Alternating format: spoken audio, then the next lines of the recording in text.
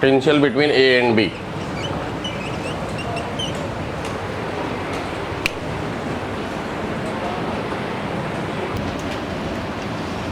Topic डाल देंगे instrument of circuit.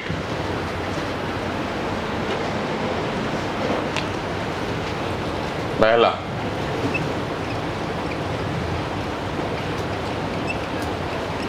Galvanometer. Galvanometer का सिंबल ऐसा होता है, ये एरो रहता है, या फिर इसके जगह ऐसे जी लगा रहेगा, या फिर यहाँ पर स्मॉल जी यूज़ करेंगे। गैल्वेनोमीटर एक ऐसा डिवाइस है जिसका यूज हम लोग करते हैं सर्किट में करंट को मेज़र करने के लिए। क्या मेज़र करने के लिए? कोई भी सर्किट में कितना करंट का फ्लो हो रहा है उसे मेज़र करने के लिए। भैया जी कल किधर थे? हाँ हाँ, एक दिन में नहीं, आपको नहीं पूछ रहा, एक दिन में तबीयत ठीक भी हो गई?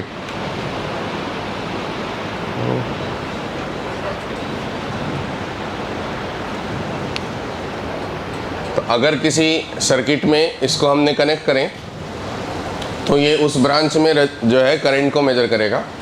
इसका थोड़ा बहुत इफ़ेक्टिव रेजिस्टेंस भी होता है, और इसमें जो करंट फ्लो होता है बस उसकी लिमिटेशन ये है कि वो करंट का अमाउंट कम होना चाहिए। अगर वो करंट बहुत बड़ा हो तो उस सिचुएशंस में ये जो है डिवाइस वो डैमेज हो जाता है। इसका मतलब गैल्वेनोमीटर एक ऐसा डिवाइस है जिसका यूज हम लोग करंट मेजर करने के लिए करते हैं। सर्किट में किसी भी ब्रांच में सीरीज में कनेक्ट करते हैं और ये स्मॉल अमाउंट ऑफ करंट को मेजर करता है। लार्ज अमाउंट ऑफ करंट के बीच में ये ख़त्म हो जाता है, डैमेज हो जाता है, जल जाता है। इसमें जो करंट फ्लो कहते हैं उसे करंट इन गैल्वेनोमीटर IG से डिनोट करते हैं, और इसकी जो भी रेजिस्टेंस होगी उसे आप RG या G से डिनोट कर सकते हैं। G से डिनोट कर देंगे, इसकी रेजिस्टेंस होगी। आइडियल कंडीशंस अगर कहीं पर नहीं दिया कुछ तो उस सिचुएशन में गैल्वेनोमीटर के रेजिस्टेंस को हम लोग 0 मान लेंगे। जैसे कि मान लीजिए एक सर्किट है ऐसा, और यहाँ हमने एक सेल कनेक्ट करें। अब इस वाले ब्रांच में हमको जो है करंट चाहिए कि कितना करंट फ्लो हो रहा है, तो हम वहाँ पर क्या कर देंगे, गैल्वेनोमीटर को इस प्रकार से सीरीज में लगाएंगे। हमको पता चलेगा कि वहाँ पर करंट कितना फ्लो हो रहा है। लेकिन ये तभी काम करेगा जब अमाउंट ऑफ करंट बहुत कम हो, in the range of micro ampere और मिली एम्पियर रहेगा तो ये काम करेगा। अदरवाइज उससे ज़्यादा रहेगा तो फिर ये जल जाएगा, और जल जाने का मतलब ये ब्रांच ही ख़त्म हो गई, अब इसमें कोई करंट फ्लो नहीं होगा। ठीक है, तो लिखते हैं इस बात को। Galvanometer, it is an electrical instrument used to measure, it is an electrical instrument used to measure, electrical instrument used to measure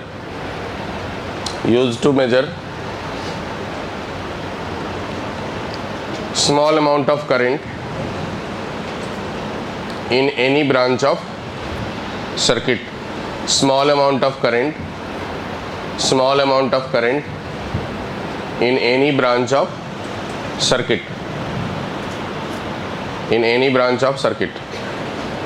दूसरा point, it is connected in series with the branch of circuit. It is connected in series with the branch of circuit.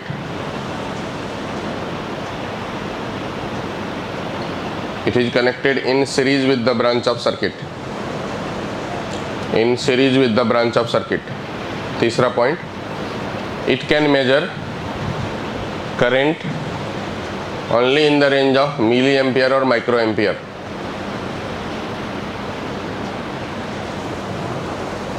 It can measure current only in the range of milliampere or microampere.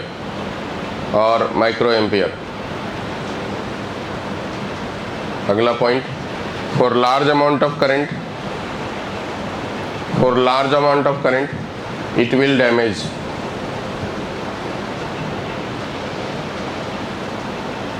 For large amount of current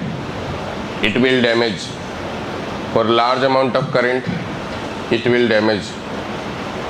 नीचे ये symbol बना दीजिए और ये circuit बना देंगे।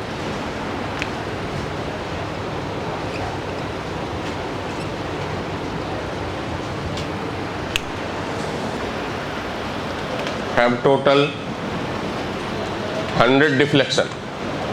Galvanometer have total 100 deflection. Its current sensitivity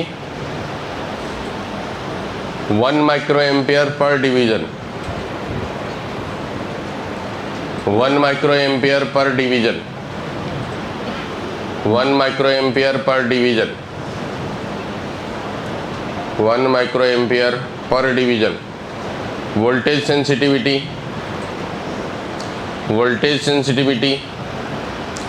2 millivolt.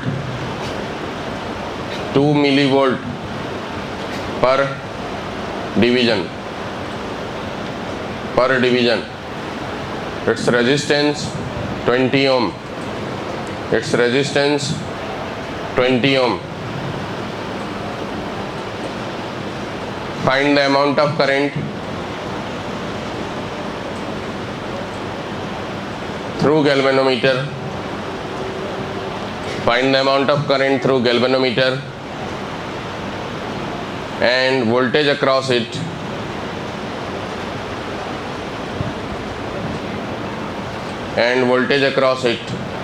If the deflection is at 70 division. Deflection is at 70 division. Star लगा लेंगे सवाल में। ट्राई करिए तो जरा सा, आप करोगे ट्राई?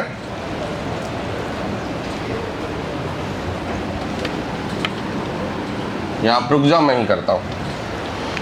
क्या कह रहा है? कह यह रहा है कि ये हमारे पास एक गैल्वेनोमीटर है जिसकी रेजिस्टेंस कितना है? 20 ओम है। इसमें करंट फ्लो हो रहा है। इसमें टोटल 100 डिवीजन है। 100 डिवीजन है और ये जो करंट मेजर करता है तो कह रहा है कि 1 माइक्रो एम्पियर करंट की सेंसिटिविटी है, 1 माइक्रो एम्पियर पर डिवीजन। और इसका मतलब यहाँ कितना डिवीजन है? कह रहे 70 डिवीजन डिफ्लेक्शन से। डिफ्लेक्शन जो है वो 70 डिवीजन है, तो करंट कितना जाएगा आप ही बताओ। एक डिवीजन मतलब 1 माइक्रो एम्पियर, तो 70 डिवीजन मतलब, तो इसमें करंट हो गया 70 माइक्रो एम्पियर। 70 micro ampere. अब इसमें कह रहा है वोल्टेज की सेंसिटिविटी कितनी है? 2 मिलीवोल्ट पर डिवीजन। 2 मिलीवोल्ट पर डिवीजन। तो यहाँ रेजिस्टेंस देने की ज़रूरत नहीं थी। वहाँ रेजिस्टेंस जो था सवाल में उसे क्वेश्चंस में कन्वर्ट कर लो। क्या था? Its resistance 20 Om. इट्स से पहले लगा देना फाइंड इट्स रेजिस्टेंस। 20 वर्ड को काट देना, फाइंड इट्स रेजिस्टेंस। इट्स से पहले लगा देंगे फाइंड इट्स रेजिस्टेंस। रेजिस्टेंस भी निकाला जा सकता है। ये हो गया वोल्टेज 20 मिलीवोल्ट पर डिवीजन और 70 डिफ्लेक्शंस है। इसका मतलब जो है वोल्टेज कितना हुआ अक्रॉस गैल्वेनोमीटर? 70 इंटू 2 मिलीवोल्ट बराबर, इसका मतलब 140 मिलीवोल्ट। तो रेजिस्टेंस ऑफ गैल्वेनोमीटर कितना हो जाएगा? Voltage across galvanometer by current in galvanometer, और वो कितना हो गया? 140 मिलीवोल्ट बोले तो 10 to the power -3 by current हो गया 70 इंटू 10 टू द पावर -6। तो ये हो जाएगा 2000 ओम बराबर। लिख डालिए। या ब्रांच के साथ सीरीज में हम लोग कनेक्ट करते हैं और गैल्वेनोमीटर से ही एमीटर बनाया जा सकता है। कैसे बनाया जा सकता है? तो जो गैल्वेनोमीटर है उसमें बहुत छोटा अमाउंट ऑफ करंट पास कर सकता है तो वो सेफ रहेगा। ज़्यादा करंट पास करेगा तो सेफ नहीं रहेगा। तो इस सिचुएशंस में हम लोग इसके अक्रॉस एक ऐसा पैरेलल में एक रेजिस्टेंस कनेक्ट करते हैं जिसकी वैल्यू बहुत कम होती है। इसे कहते हैं शंट, जिसकी वैल्यू बहुत कम होती है। आइडियल कंडीशन में तो 0 हो जाए। आइडियल कंडीशंस में 0 हो जाए, वेरी लो, बाकी समय में बहुत कम हो, तो क्या होगा कि यहाँ की जो रेजिस्टेंस है गैल्वेनोमीटर की वो कुछ ना कुछ है, शंट की भी वैल्यू है। तो शंट की वैल्यू अगर कम होगी तो ज़्यादातर करंट शंट से पास करेगा, और शंट हमने लगाए इसलिए क्योंकि मैक्सिमम करंट जो यहाँ से आ रहा है उस करंट का छोटा सा हिस्सा गैल्वेनोमीटर के थ्रू जाए, बाकी रिमेनिंग हिस्सा जो है वो शंट के थ्रू चला जाए, और ये दोनों मिल करके वापस से फिर वही करंट हो जाए जो आई था। तो इसी पूरे डिवाइस को हम लोग कहते हैं एमीटर। मतलब एमीटर के अंदर एक गैल्वेनोमीटर होता है और एक शंट होता है। तो किसी भी गैल्वेनोमीटर के एमीटर में कन्वर्ट कर सकते हैं bye connecting very small resistance parallel with galvanometer. और इसका काम होता है, स्मॉल क्यों होना चाहिए, क्योंकि मैक्सिमम करंट को ये अपने थ्रू पास करने के लिए अलाउ करे, ताकि कम से कम करंट जो है वो गैल्वेनोमीटर से पास हो, ताकि गैल्वेनोमीटर हमारा सेफ रहे। तो इस प्रोसेस में हम लोग पूरी डिवाइस को कहते हैं एमीटर, और इसको हम लोग कनेक्ट करते हैं सर्किट में सीरीज़ के साथ। वर्किंग कैसे करता है, इसका मेन काम ये है कि ये दोनों जो पॉइंट है, मान लीजिए इसे हम ए कह देते हैं, इसे बी कह देते हैं, इस पॉइंट को मैं पी कह देता हूँ, इसको क्यू कह देता हूँ। तो आपको voltage between A B equal to voltage between P Q होगा, यही मेन कॉन्सेप्ट है। इसी के ऊपर अपन को हमेशा ही एमीटर का सवाल बनाना है। अब इस प्रोसेस में वोल्टेज बिटवीन ए बी कहने का मतलब इसके थ्रू करंट इनटू इसकी रेजिस्टेंस, मतलब आई जी इंटू गैल्वेनोमीटर की resistance equal to voltage between P Q. तो इसमें जो करंट फ्लो हो रहा है वो कितना फ्लो हो रहा है, तो I minus I G amount of current flow हो रहा है। तो remaining amount of current I minus I G into shunt का रेजिस्टेंस।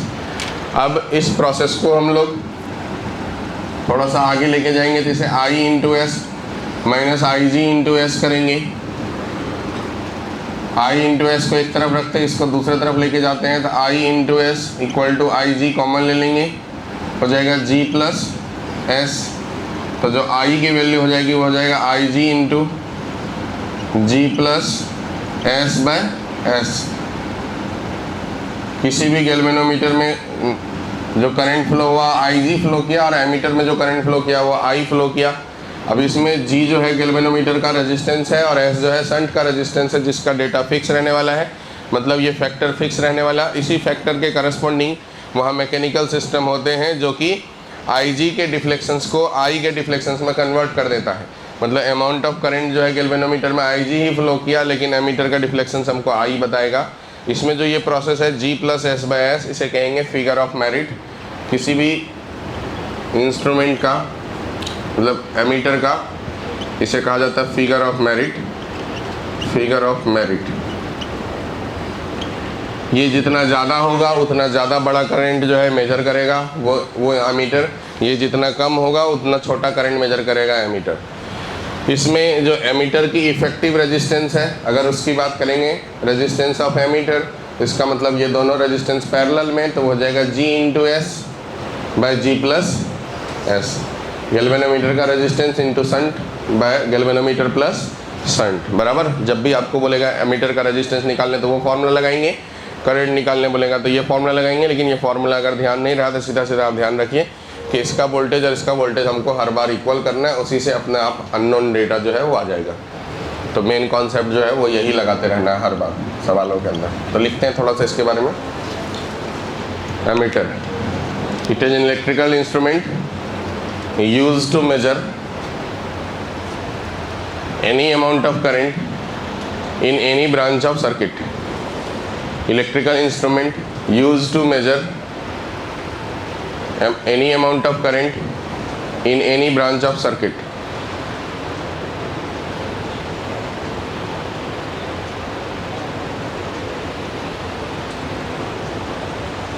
दूसरा point, it is connected in series with the branch of circuit.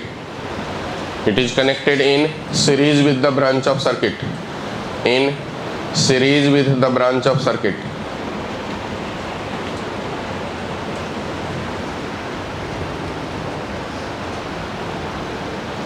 तीसरा point, any galvanometer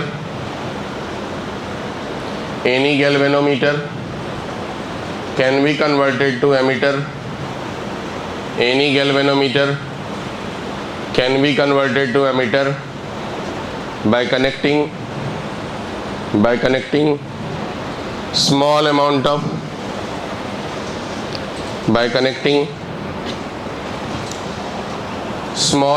of resistance,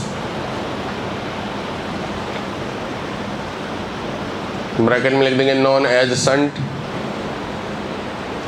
small amount of resistance bracket में लिख देंगे known as shunt, in parallel with galvanometer, in parallel with galvanometer, in parallel with galvanometer,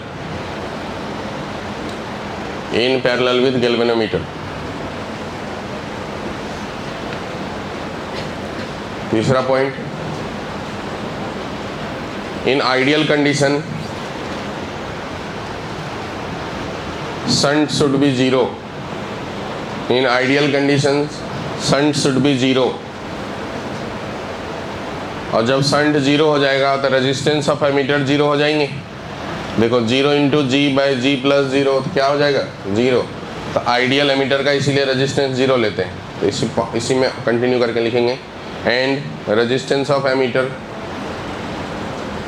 also 0, resistance of emitter also 0।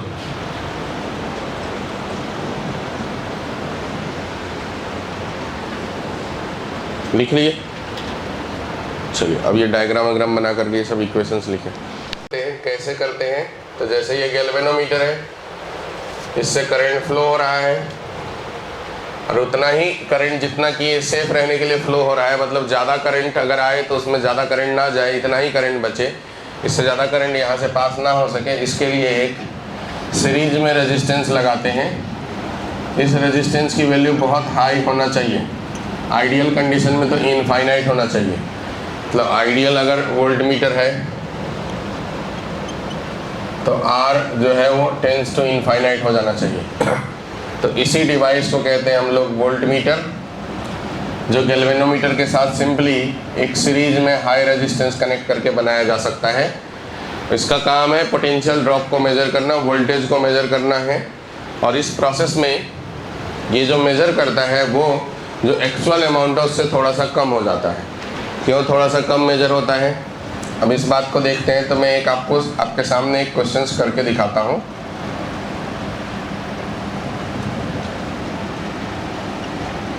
ध्यान देना अभी अच्छे से। यहाँ मान लीजिए 10 वोल्ट की बैटरी है, ये 1 ओम का रेजिस्टेंस है, ये 2 ओम का रेजिस्टेंस है और ये भी 2 ओम का रेजिस्टेंस है। तो अगर मुझे इसके अक्रॉस वोल्टेज मेजर करना हो तो नॉर्मल सिचुएशंस में जैसा हम सर्किट सॉल्व करेंगे तो पहले टोटल करंट निकालेंगे। टोटल करंट जो हो जाएगा वो हो जाएगा 10/5 2 एम्पियर, मतलब यहाँ से 2 एम्पियर करंट फ्लो हो रहे हैं। तो इसका मतलब इसके अक्रॉस जो वोल्टेज हम लोग थियोरेटिकली मेजर करेंगे वो करेंगे 2 इंटू 2 I इंटू R। कितना वोल्ट, 4 वोल्ट।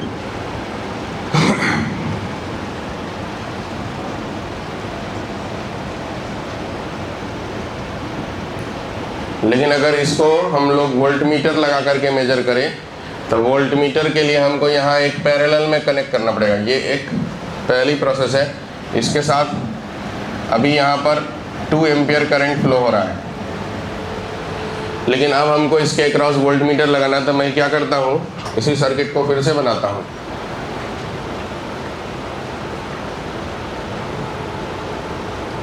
यहाँ एक रेजिस्टेंस है, यहाँ एक रेजिस्टेंस है और यहाँ एक रेजिस्टेंस है।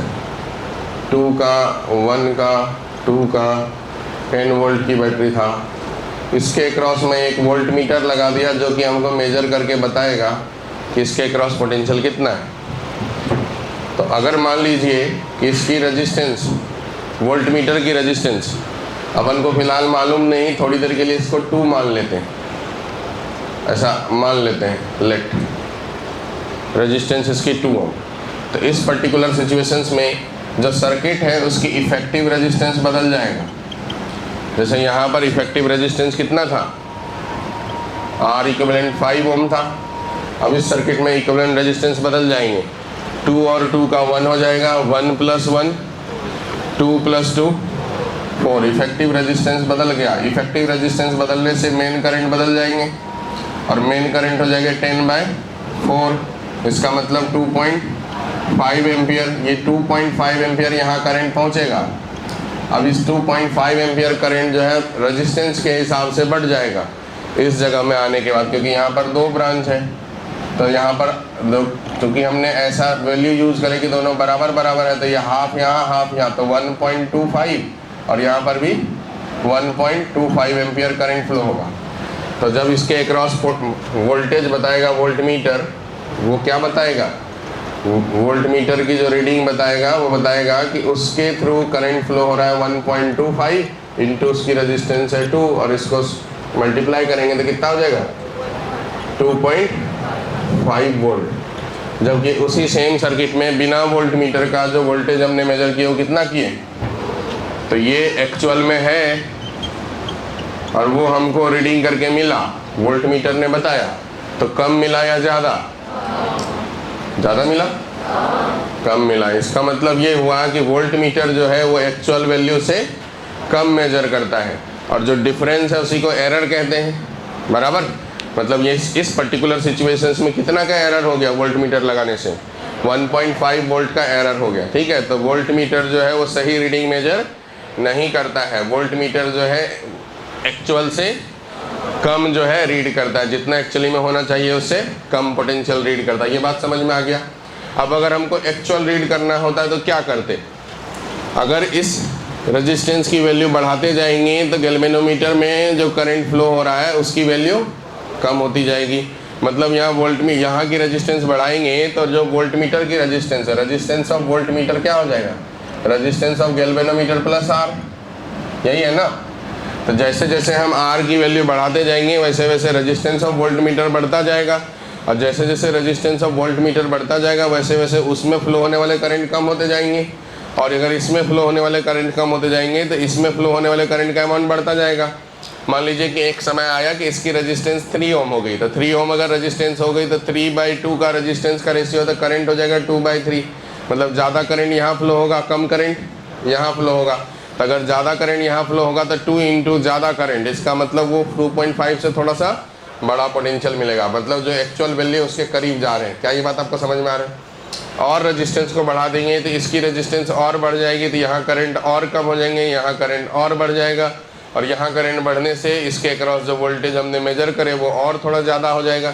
मान लो कि थोड़ी देर के बाद वो 3, मतलब ऐसा हमने यूज़ करे कि वो 3.5 हो गया, इसका मतलब एरर कितना का हुआ, 0.5 का। तो अगर हमको एरर को मिनिमाइज करना है वोल्ट मीटर का, तो वोल्ट मीटर के रेजिस्टेंस को क्या करना पड़ेगा, बढ़ाना पड़ेगा। और यही आइडियल कंडीशंस में इनफाइनाइट अगर हो जाएगा, तो इनफाइनाइट होने का मतलब ये हुआ कि उसके थ्रू कोई करंट पास नहीं करेगा, और अगर इसके थ्रू कोई करंट पास नहीं करेगा तो फिर सिर्फ और सिर्फ करंट किसके थ्रू पास करेगा, ये वाले रेजिस्टेंस के थ्रू। और ये वाले रेजिस्टेंस के थ्रू अगर करंट पास किया तो फिर से इफेक्टिव रेजिस्टेंस 1 + 2 + 2 कितना 5, तो फिर जो मेन करंट हो जाएगा 10/5 2 एम्पियर। तो यहाँ पर जो 2.5 एम्पियर करंट है वो भी बदल जाएंगे, 2 एम्पियर ही करंट आएंगे, और वही 2 एम्पियर यहीं से पास करेगा, तो 2 × 2 एग्जैक्ट रीडिंग ये वाली 4 आ जाएगी।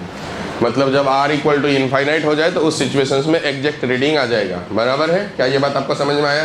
तो अगर आपको वोल्ट मीटर के बारे में पूछा जाए तो क्या क्या बताएंगे। वोल्ट मीटर एक ऐसा डिवाइस है जिसका काम करते हैं हम लोग झटके देने के लिए। क्या करने के लिए, वोल्ट मीटर क्या है, एक ऐसा डिवाइस है जिसका काम करते हैं हम लोग पोटेंशियल ड्रॉप किसी भी रेजिस्टेंस के क्रॉस, सेल के क्रॉस या किसी भी ब्रांच के क्रॉस मेजर करने के लिए। बराबर है।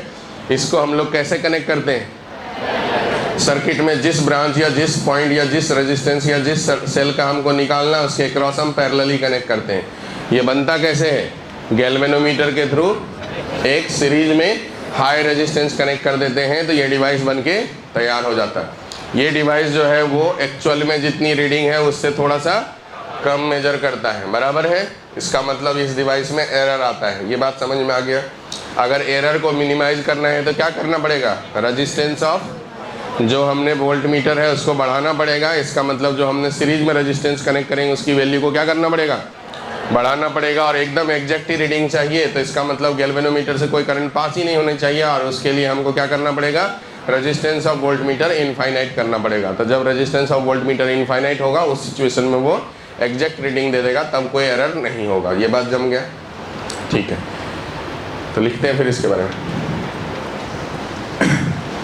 Volt meter, electrical instrument use to give झटका। Electrical instrument use to measure potential difference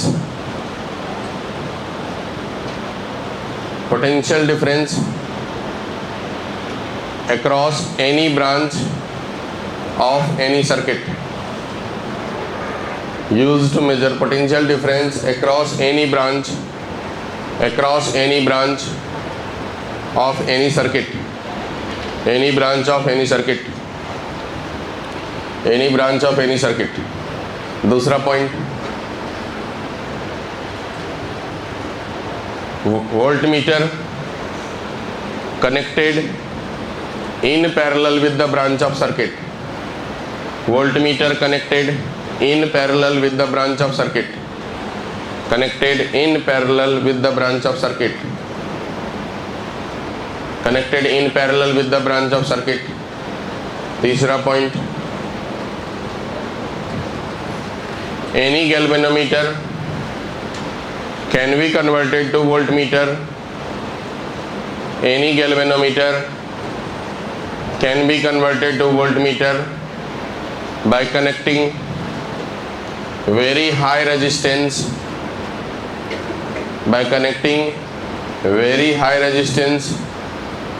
in series with galvanometer.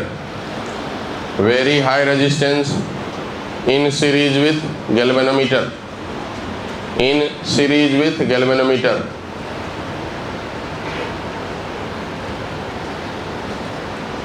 So only small amount of current passes through voltmeter.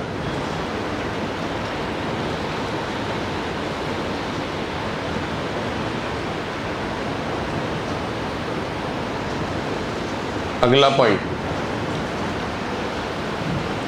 for ideal voltmeter resistance should be infinite. For ideal voltmeter resistance should be infinite.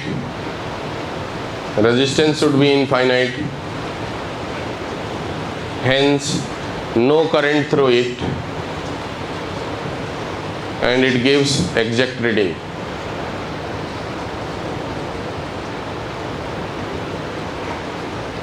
It gives exact reading.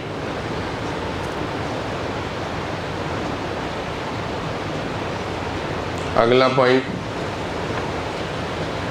Normal voltmeter gives approx reading. Normal voltmeter gives approx reading, bracket में लिख देंगे less than actual value. Less than actual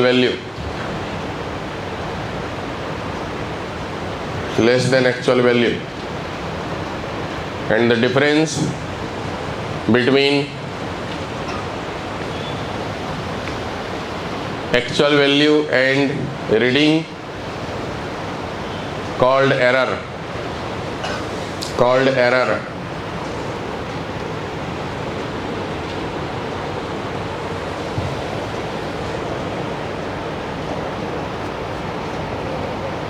अगला point, to minimize error we should increase resistance of voltmeter. To minimize error we should increase resistance of voltmeter.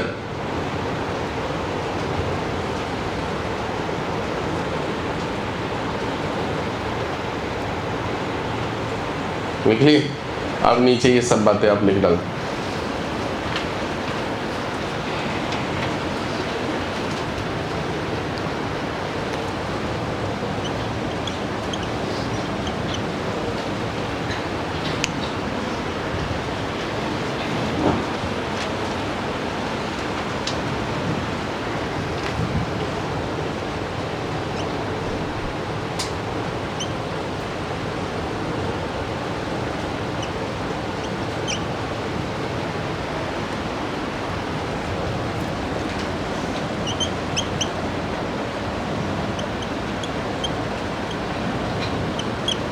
Reading equal to क्या, I minus I1 into R, या फिर IG into resistance of voltmeter.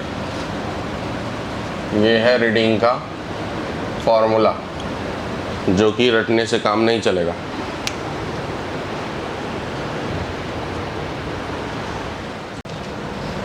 Current या फिर hot wire instrument used in AC circuit to measure current and voltage. Hot wire instrument used in AC circuit to measure current and voltage.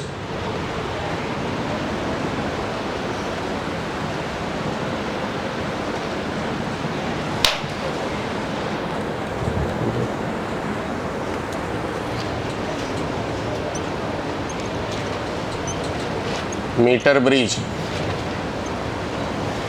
Metre bridge simply Wheatstone bridge के principle पे based है।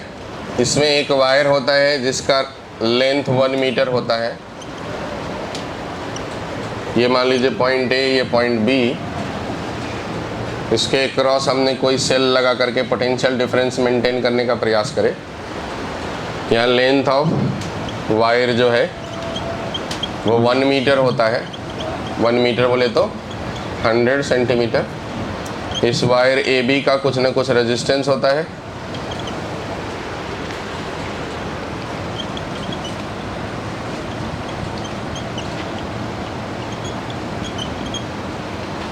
इसके cross हमने यहाँ 2 resistance लगा रहे हैं, एक इधर एक इधर। इसमें से कोई एक अननोन होता है, कोई एक नॉन होता है।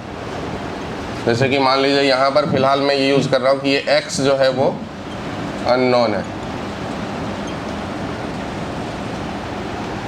यहाँ एक गैल्वेनोमीटर होता है जिसके सहारे हम लोग यहाँ पर नल पॉइंट फाइंड करने का प्रयास करते हैं। तो जो नल पॉइंट जिस जगह में मिला, इसका मतलब ये हुआ कि करंट जो है गैल्वेनोमीटर में उस वक्त 0 हो रहा है। और करंट अगर गैल्वेनोमीटर में 0 हो रहा है, ये तभी होगा जब इस जगह का पोटेंशियल इस जगह का पोटेंशियल सेम हो। उसी तरीके से इस जगह का पोटेंशियल इस जगह का पोटेंशियल सेम है, तो इसका पोटेंशियल डिफरेंस इसका पोटेंशियल डिफरेंस सेम हो गया। सिमिलरली इसका पोटेंशियल डिफरेंस इसका पोटेंशियल डिफरेंस सेम हो गया। ये तभी होगा जब ये रेजिस्टेंस का रेशियो और ये रेजिस्टेंस का रेशियो सेम हो। इसका मतलब ये व्हीटस्टोन ब्रिज का बैलेंस कंडीशन हो गया। सिंपली उससे कनेक्ट करेंगे तो आपको समझ में आएगा कि 5 आर्म सर्किट हो गया, एक ये हो गया, एक ये हो गया, एक ये हो गया, एक ये हो गया। इसका मतलब resistance R in balance condition, जब नल पॉइंट आपको मिल जाए, मान लेते वो यहाँ से लेकर के यहाँ तक का लेंथ L है, तो R बाय इसकी रेजिस्टेंस, इस पॉइंट को अपन C कह देते हैं। तो resistance of AC equal to X by resistance of BC। Resistance of BC कहने का मतलब रो L बाय A, तो रो L बाय A, यहाँ भी रो L बाय A, तो रो बाय A कैंसिल हो जाएगा। तो जो बच जाएगा वो क्या बच जाएगा, L। तो इसलिए सीधा सीधा ये रेजिस्टेंस बाय ये लेंथ करते हैं हम लोग, और ये रेजिस्टेंस बाय ये लेंथ 1 माइनस L। लेकिन ये तब जब L जो है किस में यूज़ करें, मीटर में। तो यहाँ से हमको अननोन रेजिस्टेंस X की वैल्यू आ जाएगा R into 1 minus L by L, अगर हमको मीटर में यूज़ करना है तो। और अगर सेंटीमीटर में यूज़ करना है तो 100 माइनस L बाय L। ज़्यादातर केस में सेंटीमीटर ही रहता है, तो सेंटीमीटर ही रहता है तो मीटर में कन्वर्ट करने की ज़रूरत नहीं, ये वाला यूज़ कर लेना है X equal to R into 100 minus L by L। अब ये फार्मूला रटने से काम नहीं चलेगा। क्यों नहीं चलेगा, क्योंकि वो डिपेंड करेगा सवालों के अंदर अननोन रेजिस्टेंस राइट में दिया है कि लेफ्ट में दिया है। यहाँ पर हमने अननोन रेजिस्टेंस राइट में कंसिडर करे। अगर हम लोग इसी सर्किट में अननोन रेजिस्टेंस लेफ्ट में कंसिडर कर लेते, नॉन वाला राइट में, तो क्या होता, तो ये L, तो ये वाला 100 माइनस L, तो फिर क्या कॉन्सेप्ट लग जाता, X by L equal to R by 100 minus L। तो फिर ये X का फॉर्मूला अलग आ जाता, R into L by 100 minus L। इसीलिए मैं ये कह रहा हूँ कि आपको ये रटने पे ध्यान नहीं देना चाहिए, सीधा सीधा ये दिमाग लगाना चाहिए। जिस साइड का जो रेजिस्टेंस है वो रेजिस्टेंस बाय उस साइड का लेंथ, फिर जिस साइड का जो रेजिस्टेंस है वो रेजिस्टेंस बाय उस साइड का लेंथ। यही कॉन्सेप्ट पकड़ करके सवाल को सॉल्व करेंगे तो ज़्यादा ठीक होगा। ये फार्मूला या ये फार्मूला रटने से विशेष काम नहीं होगा, हो सकता है कभी कन्फ्यूज़न हो जाए, और इसमें कन्फ्यूज़न हुआ मतलब बहुत भारी काम है। बहुत सिंपल होता है ये, बात समझ में आए। तो जो मीटर ब्रिज है वो कौन से प्रिंसिपल पे बेस्ड है? बैलेंस व्हीटस्टोन ब्रिज पे बेस्ड है, ठीक है। इसमें जो नल पॉइंट मिलता है इसका मतलब गैल्वेनोमीटर के थ्रू उस वक्त कोई डिफ्लेक्शन नहीं है, इसका मतलब गैल्वेनोमीटर के थ्रू करंट पास नहीं हो रहा है। इस सिस्टम का यूज हम लोग करते हैं क्या फाइंड करने के लिए?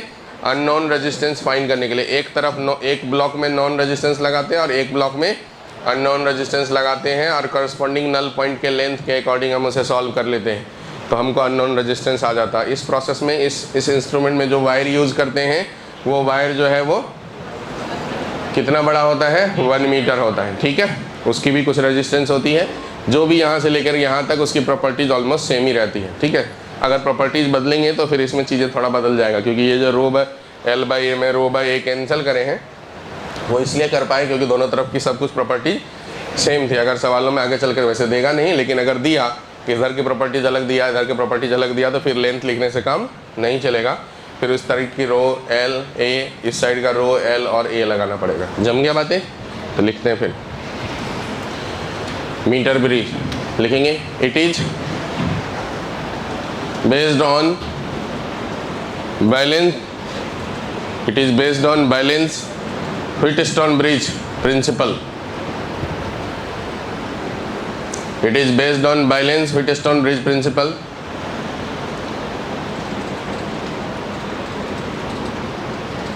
Length of wire used in it 1 meter, bracket में लिख देंगे 100 centimetre. Length of wire used in it 1 metre, bracket में लिख देंगे 100 सेंटीमीटर।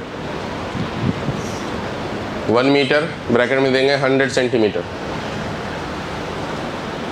तीसरा अगला point, it use to measure unknown resistance. It use to measure unknown resistance. It use to measure unknown resistance. Diagram बनाइए और ये सब बातें लिखिए।